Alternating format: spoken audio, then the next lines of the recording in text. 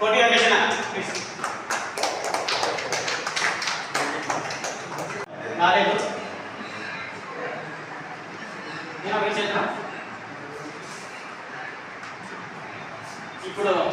మన సంస్థ జిల్లా అధ్యక్షుడు నామాశంకర్ గారిని వేదిక మళ్ళా బీసీ ఎలక్షన్ రావాలా సీట్ అంటే మొత్తం టోటల్ నియోజకవర్గం అంతా మనం కవర్ చేయాలి కదా, అవునా కదా?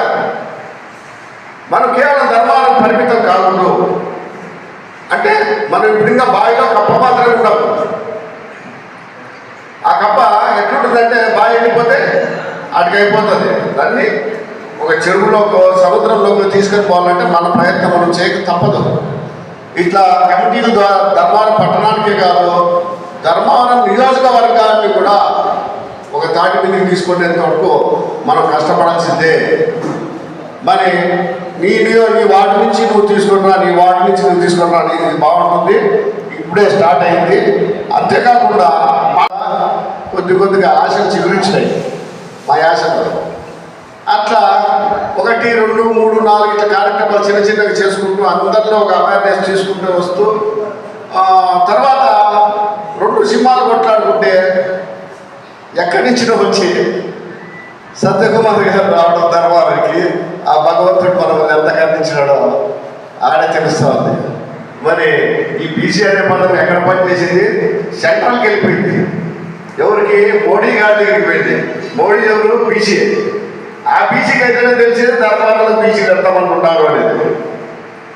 మరి చంద్రబాబు నాయుడు గారికి తెలియదు, మరి జగన్ గారికి కూడా తెలియదు. ఇది వాస్తవం కదా? మన ధర్మాలలో బీసీలు ఉన్నారని చెప్పేసి నిజంగానే వీళ్ళు గుర్తించిందంటే ధర్మాలను నిజంగానే బీసీకి ఇచ్చింది కదా. ఏ పార్టీ అయినా కానీ ఇవ్వలే. కానీ ఎవరికి తెలిసింది? దేశ ప్రధాని బీసీ. మరి ఓసీని నిలబెట్టచ్చు కదా ఆయన కూడా ధర్మాలకు బీజేపీ తరఫున. ఒక్కటి ఆలోచన చేయండి, ఓసీనే పెట్టచ్చు కదా. మరి బీసీని ఎందుకు తెచ్చిపెట్టాడు? ఎంత ఆలోచన చేశాడు ఆయన? మరి పరిచయమే లేని వ్యక్తి. మన పుట్టపర్తిలో కూడా సత్యకుమార్ అన్న ఒక మాట చెప్పినాడు, నేను పుట్టపర్తికి పరిచయిస్తుండే, వింటూపురంకి పరిచయిస్తుండే, అనంతపురానికి పరిచయిస్తుండే, కానీ ధర్మారంలో నాకు ముక్కు మగమే తెలియదు. అటువంటి ధర్మారంలో నన్ను 45 రోజుల్లో ఓట్లేసి గెలిపించినారంటే ఇంకా వాళ్ళ జన్మ మర్చిపోయే అవసరం లేదు. అసలు బీసీలకి అబద్ధ స్థానం ఇచ్చినట్టే వీళ్ళు కూడా ఆ రోజు బీసీలు గుర్తించింటే ఎప్పటికీ బీసీలో ఉండేది ధర్మారంలో. ఇంత పోరాటం చేయనవసరం లేదు. అందుకే చెప్పేది, దేశ ప్రధానులైనా రాష్ట్ర ముఖ్యమంత్రులైనా ఇతర రాష్ట్రాల మాదిరి బీసీలు ఉంటేనే బీసీలు గుర్తించేది, అవునా కదా? ఈనాడు నేను చెప్తున్నా, చాలామంది తెలియదు, తమిళనాడు ముఖ్యమంత్రి అన్నాదురై ఆయన ఏఐడిఎంకే ఫస్ట్ పార్టీ పెట్టినాడు. ఆయనే ఎవరు? వీవర్స్ కమ్యూనిటీకి చెందినవాడు, నేసే కులస్తుడు ఆయన. ఈరోజు ఆయన పేరు స్టాలిన్. ఆయన వచ్చేసి వీళ్ళు నాయి బ్రాహ్మణులు. అది కూడా వాళ్ళు చాలామంది తెలియదు. నేనే కొన్ని సందర్భాల్లో మీటింగ్లో కూడా చెప్పిన. మరి మన కర్ణాటక తీసుకుంటే సిద్ధరామప్ప, కురబ, ఇట్లా దేశ ప్రధాని నుంచి చాలా రాష్ట్రాల్లో చాలా ప్రదేశాల్లో నియోజకవర్గ ఎంపీలు కాన్స్టిట్యూన్సీ ఎంపీలు అయితేనేమి ఎమ్మెల్యేలు చాలా వరకు బీసీలే ఉన్నారు. మన రాష్ట్రంలోనూ ఇప్పుడు ప్రస్తుతం తెలంగాణ రాష్ట్రం, ఈ 2 రాష్ట్రాల్లోనే ఓసీల ప్రాధాన్యత ఎక్కువైపోయి మనము బ్యాక్ బోన్ అంటూ మనతో వాళ్ళు మనం పొగుడుతున్నారో వెటకారం చేస్తున్నారో అర్థం కాక మనం కూడా అయ్యో మనం బ్యాక్ బోన్ అంటున్నారు అంటే ఎవరికి? వాళ్ళకి బ్యాక్ బోన్ అంటే వాళ్ళ బ్యాక్ బోన్ లేకపోతే మనం లేకపోతే వాళ్ళ బ్యాక్ బోన్ అనే మనం లేకపోతే వాళ్ళ నడ్డి ఉంటుందని ఆ రకంగా మమ్మల్ని మభ్యపరుస్తూ ఓట్లు వేయించుకొని ఏం చేశారు? తొక్కి పడేశారు. నిజమా కదా?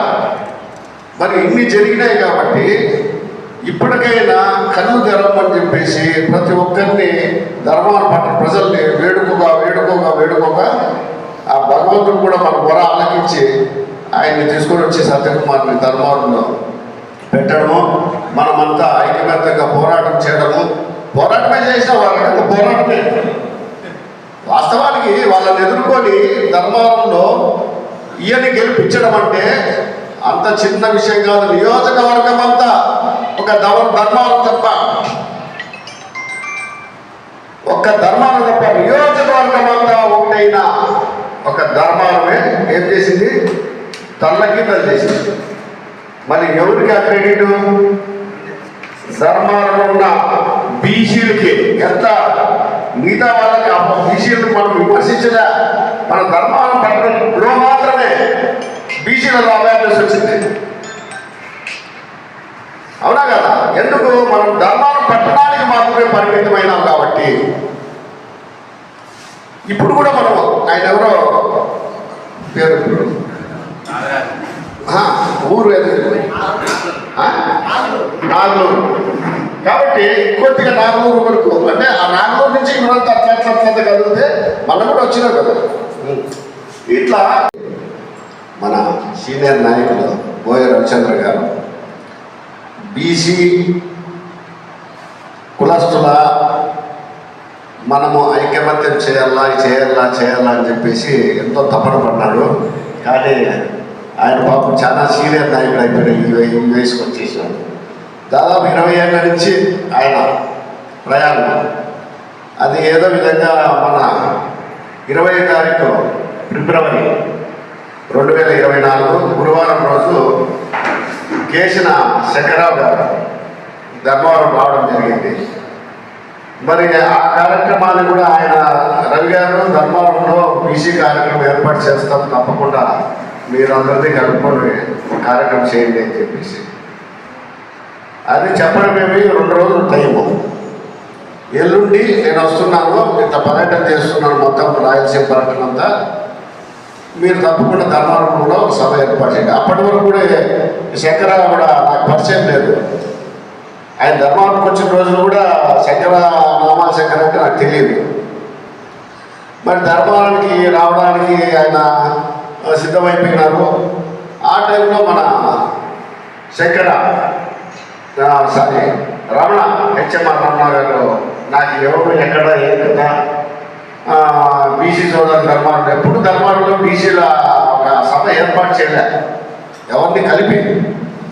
అప్పుడు ఎంత చేయాలా ఏమని చెప్పేసి నాకు తెలిసిన కొన్ని పేర్లు, మళ్ళీ మన రమణ గారు వాళ్ళ నంబర్లను ఇస్తే అన్నీ కొట్టుకొని వస్తే ఆ రోజు 70 మంది అందరూ వచ్చింది. రేపనంగా ఈరోజు చేస్తే 70 మంది వచ్చిన కూర్చొని కట్టుని అందరికీ చేసి ప్రతి ఒక్కరు ఆ రోజు ఎంప్లాయీస్ కూడా వచ్చారు. అప్పుడు ఇంకా మన ఎక్స్ కేతిరెడ్డి గారే ఉన్నారు ఎమ్మెల్యే. ఎందుకంటే మాలో కూడా ఎన్నో చేనేత కార్యక్రమాలు చేస్తూ ఉన్నాం.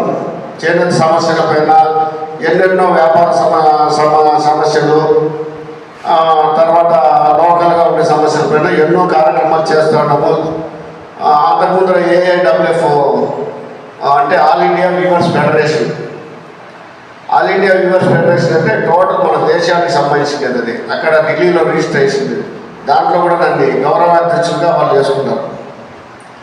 ఎందుకంటే వాళ్ళకు నేను ఎవరో పరిచయం లేదు. గత సంవత్సరం ధర్మారం పట్టణానికి సంబంధించిన వ్యాపారవేత్తలను కొంతమందిని కొట్టడం ద్వారా వాళ్ళంతా ఇన్వాల్వ్ అయ్యి వీవర్స్ని కొడతారా అని చెప్పేసి విజయవాడలో పెద్దగా ధర్నాలు చేయడం పెట్టడము. మన ధర్మారం వాస్తవలే కాబట్టి మేము కూడా అక్కడికి వెళ్ళడము, అక్కడ జరిగిన కార్యక్రమాలు ఇవన్నీ ఒకటి ఏమైంది. ఆఖరికి చేనేత వ్యాపారస్తులు కాకుండా, చేనేత కులస్తులే కాకుండా లాస్ట్కి ఆఖరికి దీన్ని బీసీగా తీసుకొని పోతే కూడా ఎంతో ఉపయోగం ఉంటుంది. ఎందుకంటే బీసీ అధినేత రాష్ట్ర అధ్యక్షుడు ఆయన ఎవరు, రాజకీయాలకు అతీతంగా ఉన్నటువంటి వాడు కేశవ్ శంకర్రావు. ఆయన అక్కడ పరిచయం అయినప్పుడు ధర్మారానికి నేను కూడా వస్తాను, మీరు మీ ఆధ్వర్యంలో కార్యక్రమం చేయాలని చెప్పేసి ఆనాడే చెప్పిండే. మరి దాన్ని గత 20 ఫిబ్రవరి 20 ధర్మారానికి రావడము, అక్కడి నుంచి మళ్ళీ బీసీ కార్యక్రమాలు చేపట్టడం. ఎప్పుడైతే ఈ బీసీ అనే పదం ఎవరికి తెలుసు, ఎవరో ఆయన ఎక్స్ సీఎం బీసీ అంటే బ్యాక్వర్డ్, బీసీ అంటే బ్యాక్వర్డ్ అంటే ఆయన అర్థం వేరు. బీసీ అంటే బ్యాక్వర్డ్ అంటే బీసీ నంది రకొట్టాలని అని అర్థం. అది వాస్తవానికి బ్యాక్వర్డ్ అంటే ఏమి, మా వెనకలు ఉండండి ఓసీలకి వెనకలేబడిందండి అని అర్థం. వాస్తవానికి అది కూడా. కానీ ఎందుకునో మన ధర్మానంలో కూడా బీసీ అంటే అప్పటికే కొద్దిగా మన బీసీలందరూ కష్టపడి పని చేసుకునేటువంటి ఏ కులంలో ఉన్నా కూడా ఏదో పని చేసుకుందాము, ఏదో పొలానికి పోదాం అంటే ఏదో మగ్గం వేసుకుందాం, ఇంకోటి అనే దాంతో మనం ఇట్లా సభలకు సమావేశాలకు తక్కువ వస్తాం. కానీ ఓటు వచ్చేటప్పటికైతే మన సత్యకుమార్ని గెలిపించుకోవడం మన ఐక్యత ఎంత ఉంది అనేది జిల్లాకు కాదు రాష్ట్రానికే తెలియజేస్తాం. ఆయన ఎవరు ఆ వ్యక్తి, ఆయన ఎవరో కూడా తెలియని వ్యక్తి ఇక్కడ గెలిచినాడంటే ఏం పరిస్థితి. బీసీలో బ్రహ్మాండమైనటువంటి ఐక్యత ఉంది, కాకపోతే అవేర్నెస్ లేదు. మనం ముందుకు పోలేకపోతున్నాం. ముందు నుంచి వెనుకబడిన మన తరగతుల్లో విద్య కొంచెం తక్కువ ఉండడం వల్ల మనము ఎలాంటి ఎదుగుదలకు పోలేకపోయాం. అది ఒకటి. రెండోది ఏమంటే మన కులాల్లో ఉన్నటువంటి వాళ్ళు ఎవరైనా కానీ రాజకీయంగా ఎదిగినప్పుడు మిగతా వాళ్ళను కొంచెం సపోర్ట్ చేసి పైకి లాగలిగితే మనం ఇంకా ముందుకు పోతాం. ఇలా చెప్పుకుంటూ పోతే ఎన్నో ఉన్నాయి. నా పేరు కోటి వెంకటేశ్వర, ఎక్స్ మున్సిపల్ కౌన్సిలర్, తర్వాత రాష్ట్ర పూర్వ సంఘం వైస్ ప్రెసిడెంట్గా కూడా నేను రాష్ట్రంలో ఉన్నాను.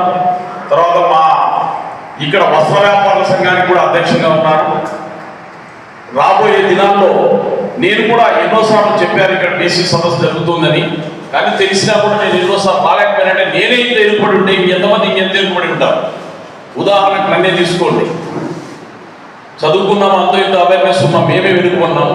కాబట్టి మనము ప్రతి ఒక్కరూ ఈరోజు వార్డు ఇన్ఛార్జ్ తీసుకోవడం కాదు, ఏ వార్డులో ఎవరు ఇన్ఛార్జ్ తీసుకున్నా ఆ వార్డులో బీసీలు ఎంతమంది ఉన్నారు, ఏ కమ్యూనిటీలో ఎంతమంది ఉన్నారని ఐడెంటిఫై చేసి ప్రతి ఒక్కరిని ముస్లిం సోదరు చూసే ఉంటారు. మీరు పొద్దున్నే పోతారు ఒక ఏరియా ఏదో ఒక స్ట్రీట్ క్లినిక్ చేసుకుని పోయి వాళ్ళ ముస్లిం సోదరులందరినీ ఐక్యతగా ఉన్నామని చెప్పి చెప్తూ ఈ విధంగా మన ప్రార్థన చేసుకుని ఈ విధంగా పోదామని చెప్పేసి ఇట్లాంటి ఏ విధంగా తెలియని వాళ్ళ చదువురాని వాళ్ళందరినీ ఈ విధంగా అవేర్నెస్ చేస్తారో వాళ్ళని ఆదర్శంగా తీసుకొని నామాల శంకర్ గారికి, వ్యాపార సంఘ అధ్యక్షుడు శ్రీ గిరిరాజు రవి గారికి, ఎక్స్ కౌన్సిలర్ కోటి వెంకటేష్ బాబు గారికి, రజక సంఘ నాయకుడు శ్రీ నరసింహులు గారికి, ఇక్కడకు విచ్చేసిన నా బీసీ సోదరులందరికీ నా హృదయపూర్వక ధన్యవాదములు.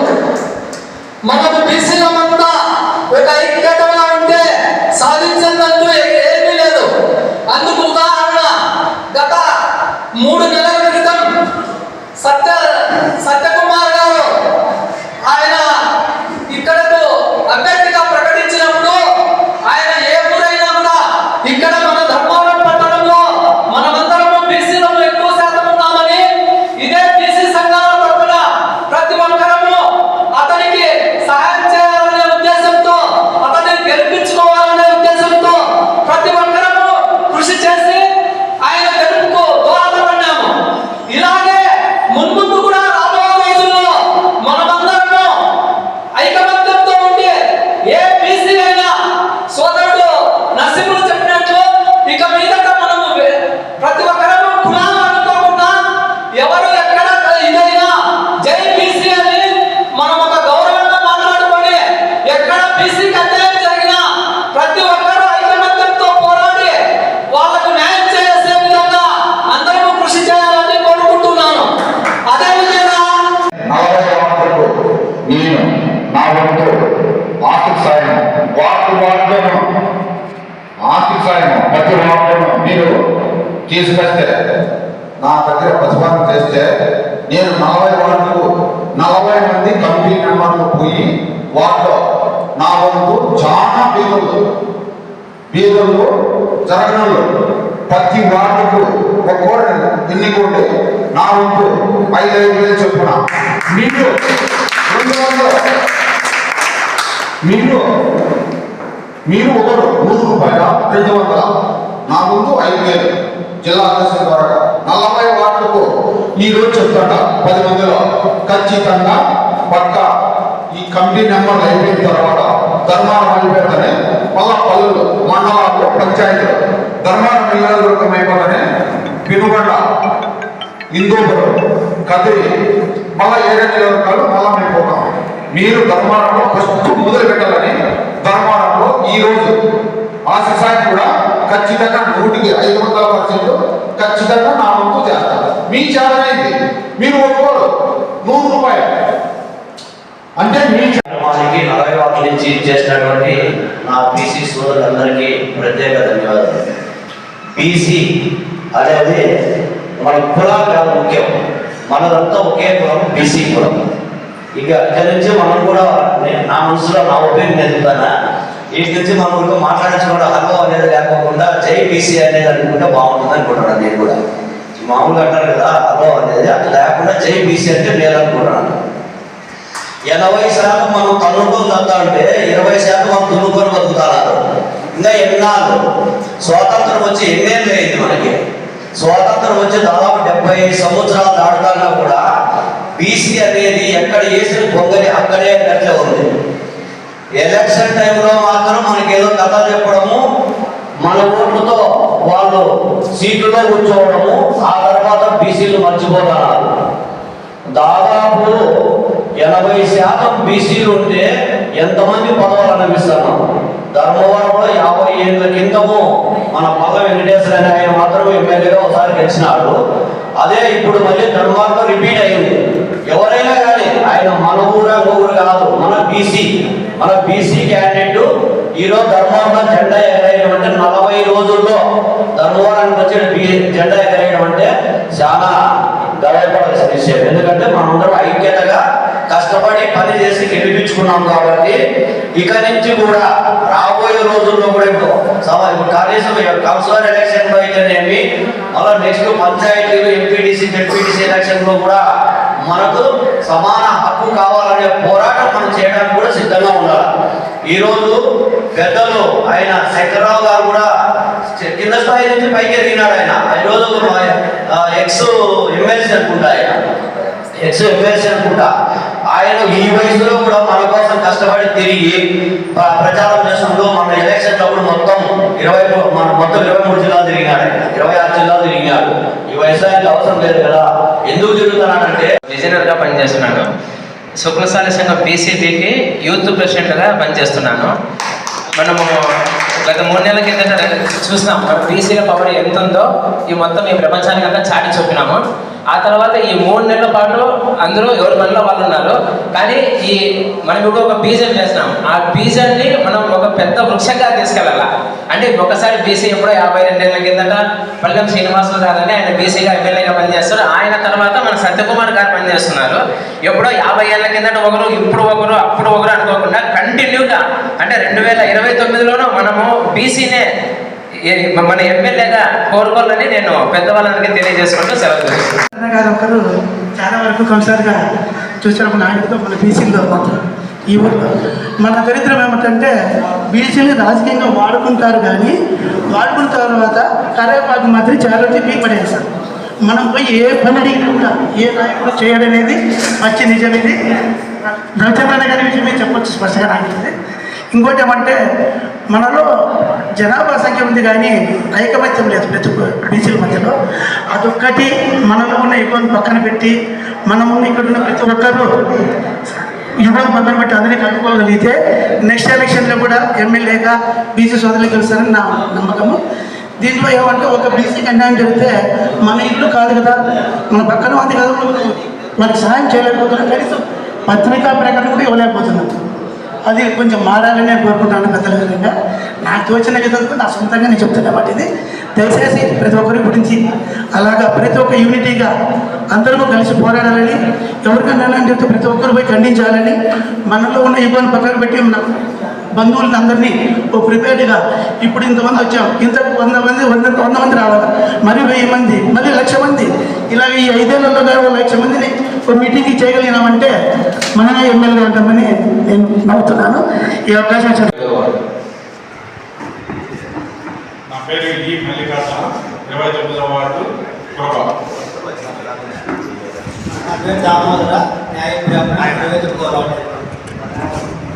నా పేరు ఆదినారాయణ, బీసీపీ 8వ వార్డు.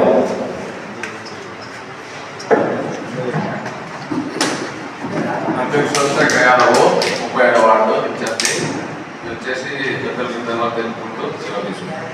23వ వార్డు మేము వచ్చేసి 50 గోళ్ళలో.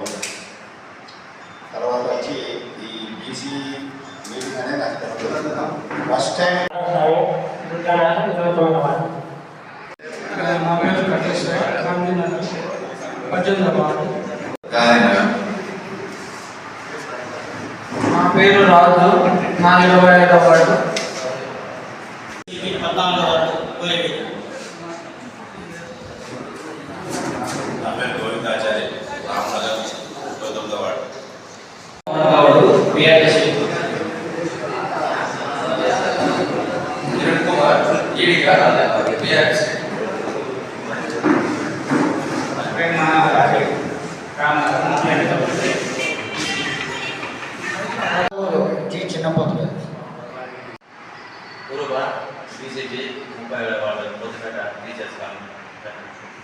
ముందుకు పోవాలన్నా ఒక ఓసీ ముస్లిమ్స్ వ్యక్తులు ఎవరైనా కానీ సమస్య వస్తే ముందుకు పోయి వాళ్ళ గురించి సమస్యలు ఎవరైనా తెప్పుకొని వాళ్ళు మాట్లాడతారు, వాళ్ళు ఐక్యమత్యం ఉంటారు. అట్లనే ఖమ్మంలో కానీ ఒక ఐక్యమత్యం ఉండి వాళ్ళు ఒక ఐక్యమత్యం, ఒక రెడ్డిస్ కూడా వాళ్ళు కూడా ఐక్యమత్యంగా ఉండి ఏదైనా సమస్య వస్తే పోరాడతారు. కానీ మనం బీసీలు మాత్రం వెనకబడే ఉన్నాం. ఒక రాజకీయ నాయకుల దగ్గర మనం తొత్తులుగానే ఉన్నాం, కానీ మనకంటూ ఒక రాజకీయం అంటూ లేదు. ఆ రాజకీయాన్ని ముందుగా నడిపించుకుందామంటే మన బీసీలో పెద్దలో కొంత భయం ఏదో అలజడి సృష్టిస్తాను. మీకు అట్లేం కావాలండి. మన బీసీలు ధర్మారంలో 70% పైన ఉన్నారు, కానీ మన బీసీలు మాత్రం ఏమాత్రం గౌరవపరిచినారో మనల్ని ఏమన్నా ప్రెస్ మీట్ పెట్టి ముందుకు ఏమన్నా ఏ రాజకీయ నాయకులైనా మనం ముందుకు తోలుకొచ్చినారా? ఏ రాజకీయ నాయకుడు తొలగాలి. ఇప్పుడు మనకి ఏదో బీసీ నాయకుడు వచ్చాడు, ఆయన సంతోషం. ఆ బీసీ నాయకుడు కూడా వచ్చి బీసీ నాయకుడిని కూడా ముందుకు నడిపించి మన బీసీల ఐకమత్యాన్ని చాటించి నలువైపుల దేశంలో మన పేరు ప్రఖ్యాతులు తీసుకురావాలా. అట్లనే బీసీబీ అంటే బ్యాక్ క్లాస్ బెంచ్ అనే పేరు తీసేసి మనము ముందుకు ఉన్నాము, మనం అంతా ఐకమత్యం ఉన్నాము అని మనం కూడా నలుగురు తెలుసుకొని మనం కూడా బీసీలు అని నలుగురు తెలుసుకునేదానికి ఒక కమ్మ బీసీ ఓసీ అని కాకుండా అంతా కలిసికట్టుగా మనము ఐకమత్యంగా నడుచుకోవాలని కోరుతున్నాము. అతిరథ మహారథులు వేదిక అలంకరించినటువంటి ప్రతి ఒక్కరికి నా హృదయపూర్వక ధన్యవాదాలు. బీసీలు అంటే ఒక బ్యాక్ బోన్, అంటే వెన్నెముక, ప్రతి నాడీకి అవసరం. అట్లాగా బీసీలు ప్రతి ఒక్కరికి ఏ పార్టీకి అనుసంధానం అయితే వాళ్ళు గెలుస్తాం. ఆ విధంగా బీసీలో తక్కువ అంచనేసేది లేదు. 56% ఉన్న బీసీల్లో మనం ఎందుకు ధైర్యంగా ముందుకు పోలేకపోతున్నాము? ఈరోజు 10 మంది ఎమ్మెల్యేలు ఎంపీలు అవుతున్నారంటే రేపు 29 ఎలక్షన్కి 100 మంది అవుతారు. అలా ఇరుగు రాష్ట్రాలు, పొరుగు రాష్ట్రాలు చూడండి. మన కర్ణాటక, మన పక్కనున్న కర్ణాటక అయితేనేమి, ఈరోజు అక్కడ బీసీ ముఖ్యమంత్రి ఎందుకు ఎట్లయితున్నాడు అంటే గట్టి పోటీ, ఐక్యత. దీనికి అందరికీ కారణం ఏమి? ధైర్యంగా ఎదుర్కొని ముందుకు వెళ్ళాలి, అంతే. అటువంటి పక్క రాష్ట్రాల్లో ఎందుకు అలా అవుతున్నారు? ఎంతమంది ముఖ్యమంత్రులు అయితే ఇంకా బీహార్ చూడండి, 29 రాష్ట్రాల్లో ఎంతమంది ఉన్నారు బీసీలు. కురువులు అయితేనేమి, యాదవులు అయితేనేమి, ప్రతి కులస్తులు ఎక్కడ చూసే ఎమ్మెల్యేలు, ఎంపీలు, మినిస్టర్లు. అదేవిధంగా మన రాష్ట్రంలో కూడా మన ధర్మవరం పట్టణం, మన జిల్లా సత్యసాయి జిల్లాలో అయితేనేమి మనం కదం దొక్కుదాం, ధర్మవరం నుంచినే మనం స్టార్ట్ చేద్దాం అనేది ఒక గట్టి నిర్ణయంతో ఈరోజు మనమందరము ఐక్యతగా ఇక్కడికి వచ్చి ఈ ప్రాంగణంలో ఈ విధంగా మనం తయారు చేసుకుంటున్నామంటే రాబోయే రోజులకి ముందుకు ఇంకా భవిష్యత్తు బాగుంటుంది మన బీసీలకి. మన ధర్మవరం చూడండి, కొద్ది రోజుల్లోనే మన ఎమ్మెల్యే గారు అతి కొద్ది రోజుల్లోనే వచ్చి మంత్రి కావడం చాలా శుభప్రదం ఇది. కాబట్టి మనం కూడా ఈరోజు అందరం వార్డు వైజ్ కమిటీలు వేసి, నియోజకవర్గం వైజు, రూరల్ వైజు అన్ని విధాలుగా సహకరించి ఒకరికొకరికి అన్యోన్యంగా ఉంటూ ఐక్యతగా బలం చేకూర్చుకొని ముందుకు వెళ్ళాలని నా విన్నపం. బీసీ మల్లన్న 25వ వార్డు.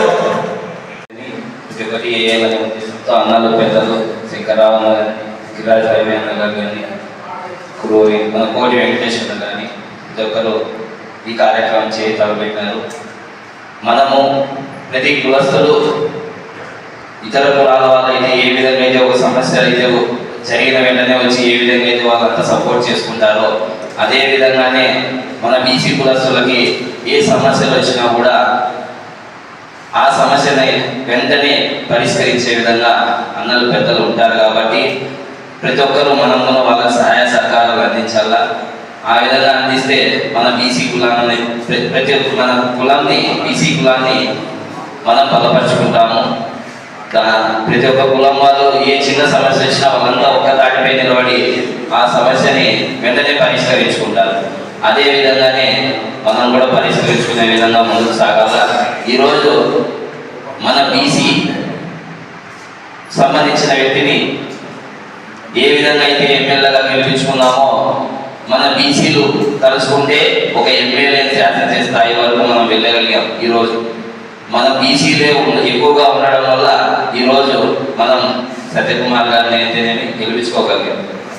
బీసీ అనే నినాదం ప్రజల్లోకి బలంగా పోయింది. అదే విధంగానే ఇంకా బలంగా ప్రతి ఒక్కరూ తీసుకోవాలో ప్రజల్లోకి తీసుకుపోయి సమస్యల పరిష్కారం కోసం